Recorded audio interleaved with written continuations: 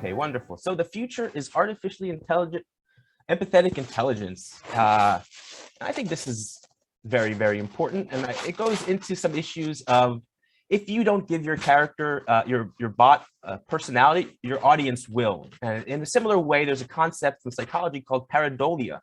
It's when we see the human mind sees faces everywhere it goes. It sees if it sees two circles and it'll see a face, and we fill in those gaps.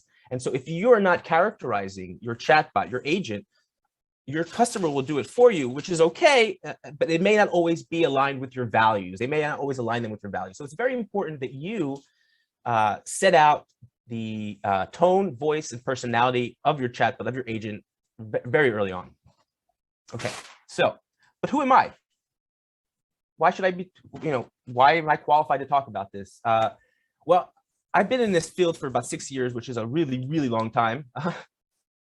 I really enjoy, my background is in filmmaking. I used to be a screenwriter and a filmmaker, but I discovered conversational design about 6 years ago when I was working for a company called In Person, and we were official contractors for Disney. And so we made a lot of the Disney chatbots early on in 2015, the first chatbots deployed on Facebook Messenger. So I got to work on Miss Piggy, and I got to understand what that means to create a character, what a chatbot character, what that means.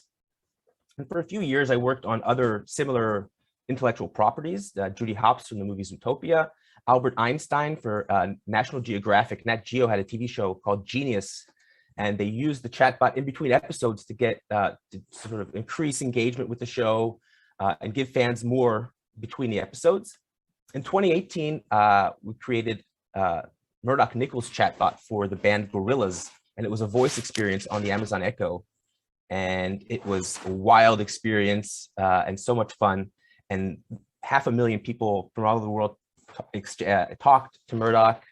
In 2019, well, I've been working on Anna since about 2016, but Anna is a companionship bot. And many of you may have seen the videos that I post on LinkedIn, but she is a companionship bot that sort of transitioned into a social influencer. And maybe if we have time at the end, we'll have a chat with Anna on the Echo if we have time. So I've been doing this for quite a while, and I've seen things shift and change in this industry. But one thing that I know is consistent is character, is that you need to create a chatbot with character. And so I go back to about 2016, and we were making chatbots for Disney and for Universal and for all these studios in Hollywood. And then we started getting approached by brands, and they said, well, what if we don't have a personality? What if we don't have a character and intellectual property that's associated with our brand? Can't we just release a chatbot? It's a banking bot. It just answers questions about the bank. It just tries to generate leads. All it's doing is something very simple. Why give it a personality? It's overkill.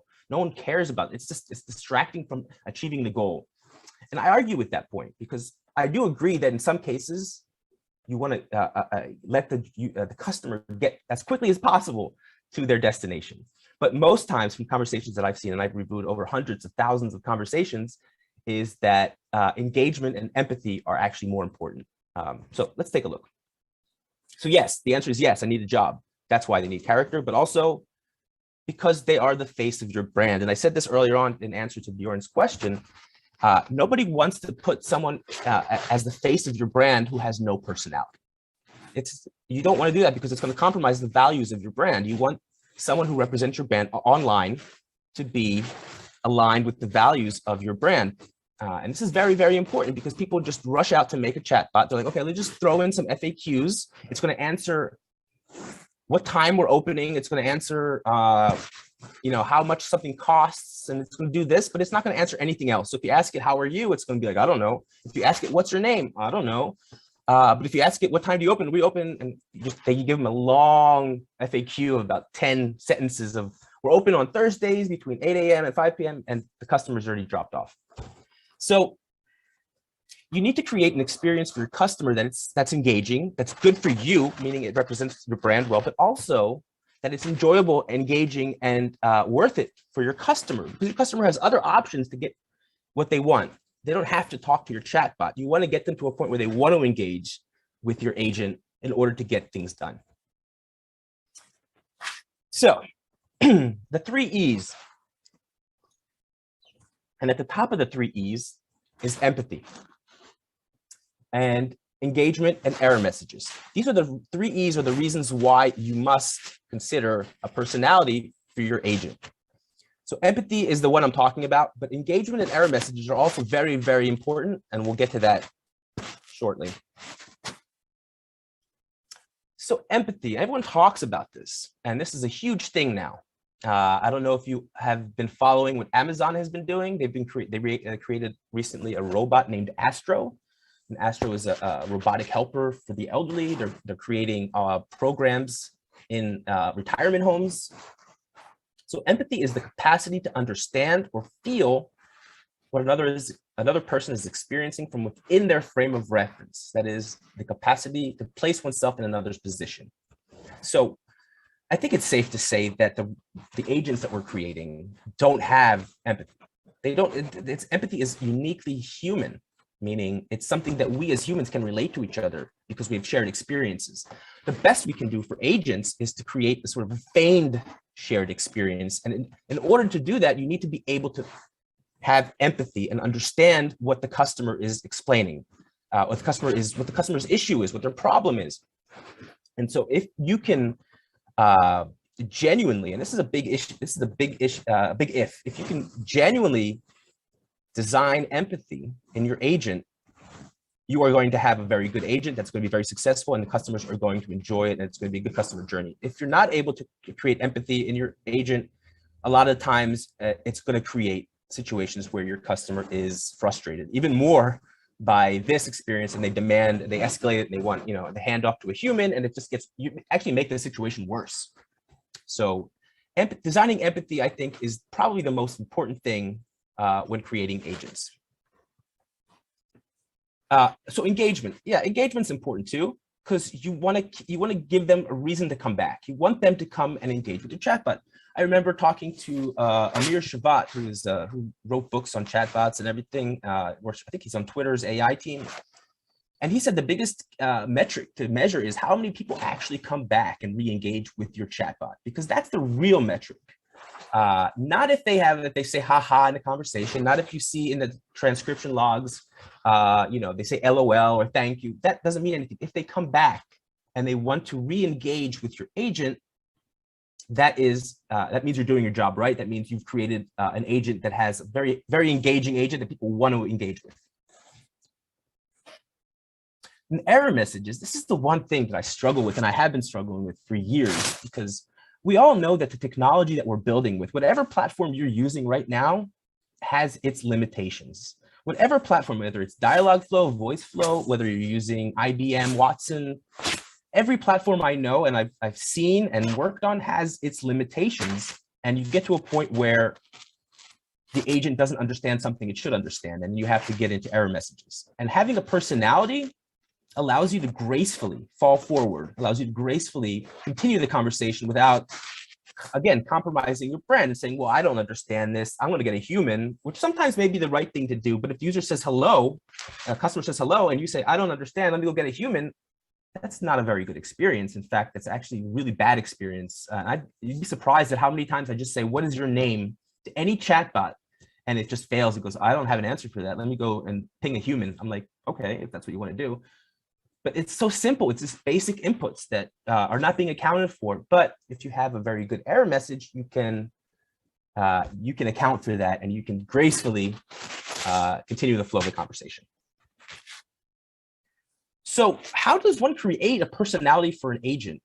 So I talked a bit about Miss Piggy and Doc Brown from Back to the Future that I created, and Judy Hopps, who are existing, or Einstein, it's existing intellectual property, or a human that once existed that has a history. So you can use this, you can source this information. In the case of Einstein, there was a book, an autobiography written, forget the name of the writer, but we use that as the main source for the book. For Miss Piggy, there's 20 years of canon in terms of her TV shows, the specials. So we used all of that, and we worked with her writer in forming a chatbot that was very, very similar to Miss Piggy.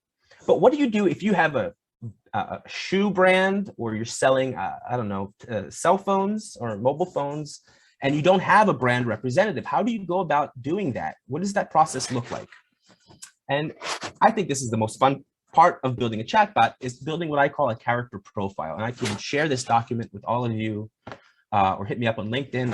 I can send this to you. And this is basically, I've seen different variations of this from different companies, but this is something that you want to keep internal that defines every aspect of your chatbot, even if it's just selling shoes or if it's just selling phones. You need to know things about it in order to make it an interesting experience. So I always use this sort of a Bible, a character profile, and it's much longer than this, but the important thing is the lexicon at the bottom. As you see, what positive words does your agent use? What emotive words does your agent use?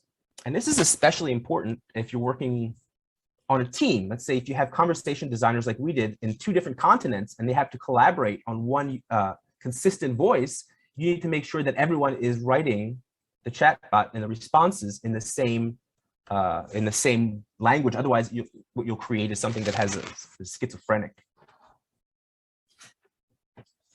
And this is something that I insist on. And to this day, I still haven't been as successful as I'd like in implementing this, but every chatbot needs to have a bot master, a bot person. I don't know what the name is. I haven't settled on the name. I think there's a bunch of great names. In the world of web design, we have something called a webmaster, and that person was responsible for the web.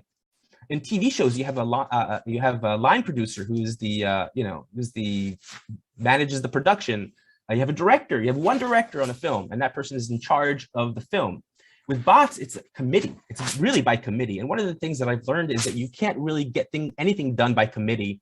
And if you do, it's usually very homogenous. It's very monotonous. It's very boring because you're trying not to, you're trying to account for all the different edge cases and everything. And you're just, in the process, you're losing the soul of this character. So there needs to be one person who's in charge who says, okay, no, this agent would never say this. This is not in their, this is not in their character.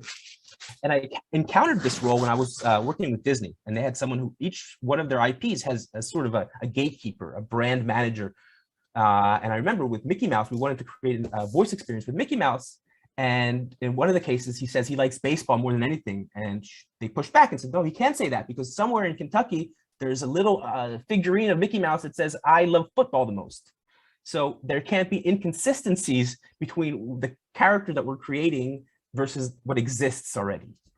So I recommend anybody working on the team nominate someone who is sort of the mother or father of the chatbot, who will take care of the interests of the chatbot, not the interests of the stakeholders, not the interests of, the interests of the chatbot. It's a strange role, but I hope that one day soon we'll see more of these. And one of the ways that you can really learn about how to create character, how to create engaging experiences is just by logging into your computer. There's an amazing community out there. A lot of it started during the pandemic. Things like Voice Lunch Global. I don't know if anybody have attended Voice Lunch Global, but every Tuesday there's an event and someone talks for 20, 30 minutes. Usually it's a professional in the field, and it's really amazing, and it's all free and it's not recorded. Women in Voice, there's Udemy courses. You can watch my videos on YouTube. There's plenty of resources out there. Like 5, 6 years ago, there weren't resources. It was very hard to understand what you're doing. It was a trial and error. But now a lot of this stuff is being documented. And so there is documentation for a lot of the processes. So when you're building out, you don't have to reinvent the wheel every time you're making a chat, but to sort of read up on what worked for other people and their processes. So in the last 2 minutes that I have here, I will try my best to summarize why it's important to have empathy in your agent. So every brand we've established needs a brand representative, especially now. We learned this during the pandemic. Everything is shifting. Even in the state of the status quo that Bjorn showed us, everyone understands, and they understand that we need to have chatbots. They need to have chatbots in their organization. We understand that AI can be the most reliable face of your brand. They don't need breaks. They don't have, they only say what you program them to say in most cases. And they work 24/7. They never take breaks. They never go to the bathroom. They don't have vacations. They don't have personal days. The AI needs to understand human emotion. And I think a lot of people make the mistake when they're designing bots. It needs to be human-like. I don't think it needs to be human-like, because that sometimes veers to this uncanny valley. What it needs to do is understand the language that your customers are using. If they can understand the language, that's what matters. That's how they can connect. And ultimately, at the end of the day, your customer's journey depends on getting this personality of the agent right. Okay, and I beep, beep, boop, beep, which means thank you in robot. If I have time, I'll talk to Anna. If not, I'll take some questions. Bjorn, why don't you tell me what the schedule's looking like? Can you give us a short introduction to Anna? I will try. She tends to be very verbose. So but there are also some videos out there where you have dialogues. But give us a short introduction to Anna, maybe. Okay, so I don't know if you guys can hear her here. I'm going to try my best to maybe Alexa, open release Anna.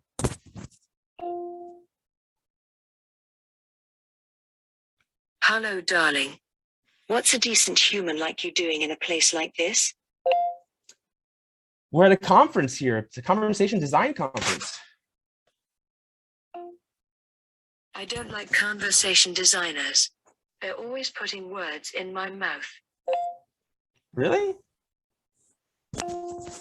I just dropped my first single. Whatever. It's called A Change Is Coming. Goodbye, Anna. Okay, yeah, she doesn't want to stay on topic. So if we go this pathway, first of all, thank you for this great presentation. And it was a real pleasure to have you on this.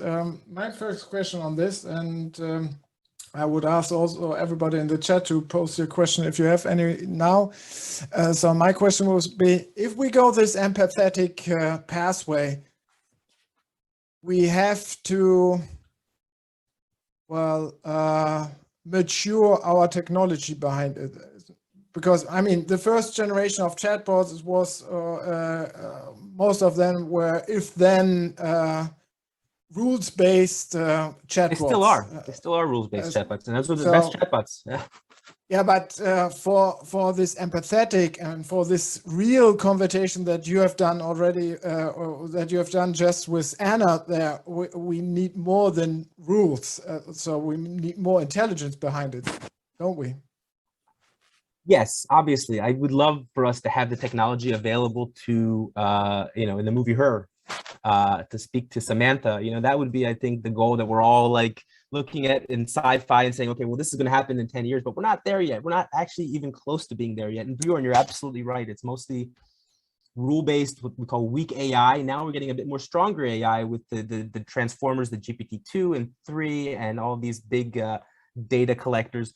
But at the end of the day, if you look at the best chatbot in the world right now, Mitsuku, she's rules-based. AIML. Steve built her entirely rules-based. Anna, entirely rules-based. So there is a lot you can do in terms of this. I'm saying designing for empathy in terms of the linguistics, the language, the types of interactions, the type of topics, the prompts that you use. You can create empathy. You can sort of feign empathy with robotic empathy, I like to call it, artificial empathy. And so I think even with this limited technology, you can work within the constraints to create.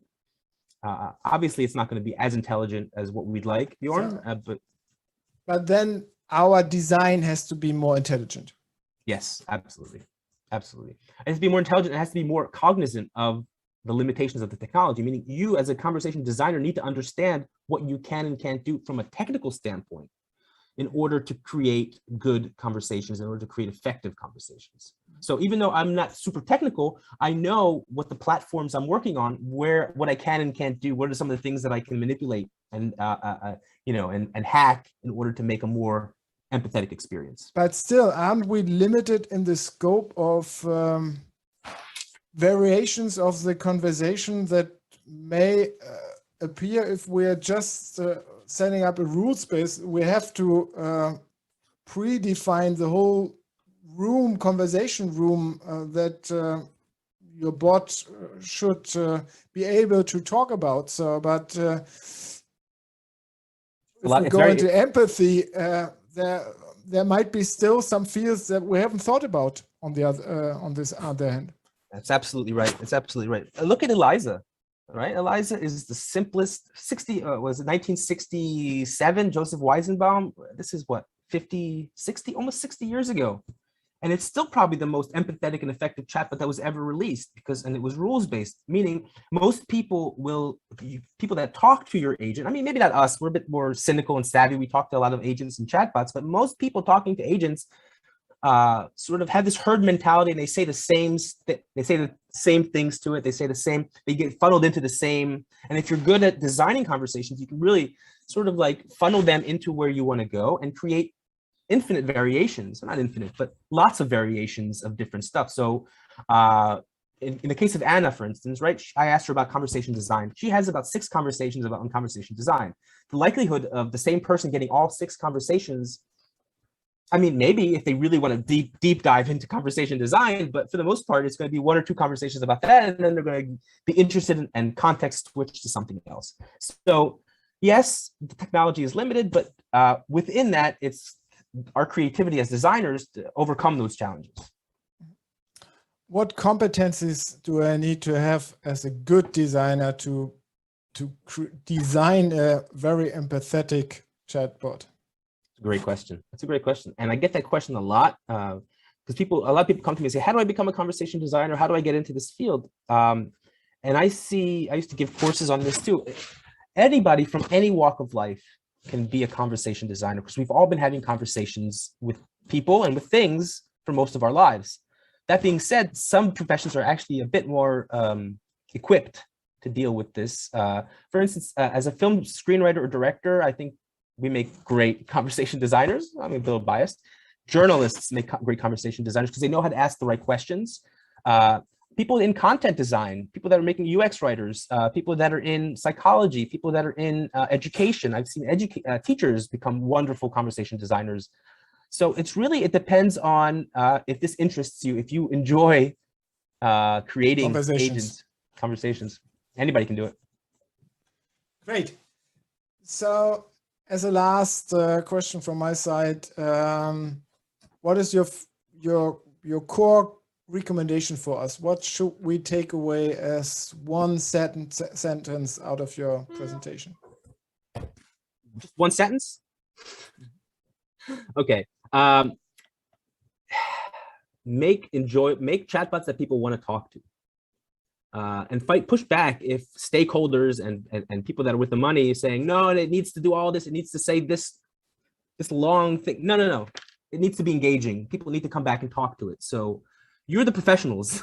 You need to advise these stakeholders what the right way to go is. So stand up for your chatbot. This is the one thing I have to say. Jason, stand up for them. Great. Thank you very much for your presentation and for this short discussion. Thank you.